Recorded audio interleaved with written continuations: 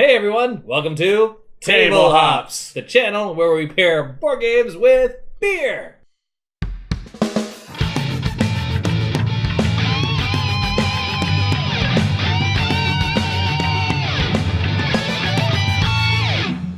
Today we're playing Tiny Epic Defenders by Gamelyn Games. And pairing it with the Little Sumpin Sumpin Ale by Lagunitas.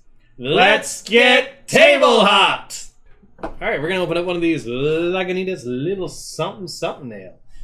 Let's give it a go. There we go. Oh, shit. Alright, so now we're going to give it a little pour. Get a good look at that. Alright, it's for a very yellow straw-like color. Very clear filtered beer. There it goes. It's a nice pour. A lot of head on that guy. Alright. It's pretty light. You can see me through it. Look. Hello. Okay. And well, let's give it a go. All right, we just had the Little Sumpin Sumpin Ale by Lagunitas out of Petaluma, California, and Chicago, Illinois. What do you think of it, Steven? It's pretty good. Definitely not my favorite beer in the world. I do feel like it matches up well with something that people consider a lighter game, though. Sure, I think that's good. The thing I like about this beer is it's available year-round. It's an unlimited release is how it's advertised. It's a great craft beer to grab if you don't really know what people you're getting it for like. Yeah. You know, it's right down there in the middle. It's a good 7.5, great taste, well balanced, not too hoppy for those who don't like the IPAs, and not too light, like not in the lager area of the beer spectrum.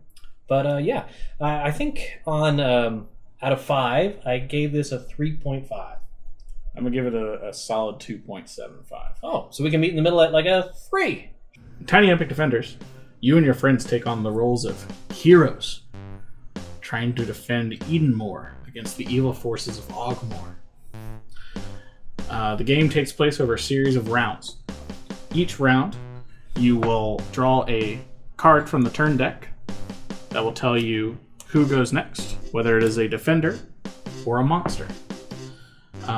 Each turn, a monster will attack a different region of Ogmore.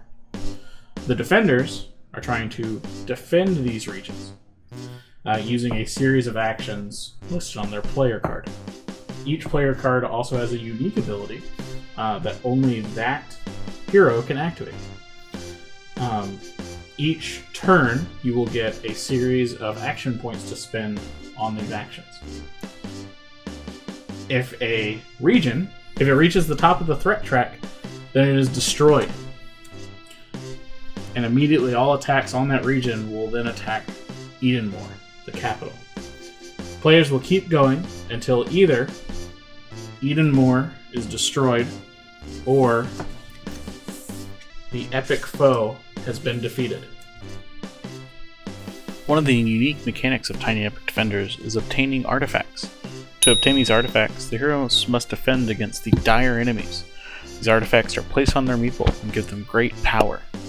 You might choose to fully upgrade one hero, but it is always more fun if everyone puts plastic on their plastic.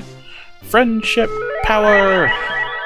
Today we played Tiny Epic Defenders, a epic adventure in a tiny box.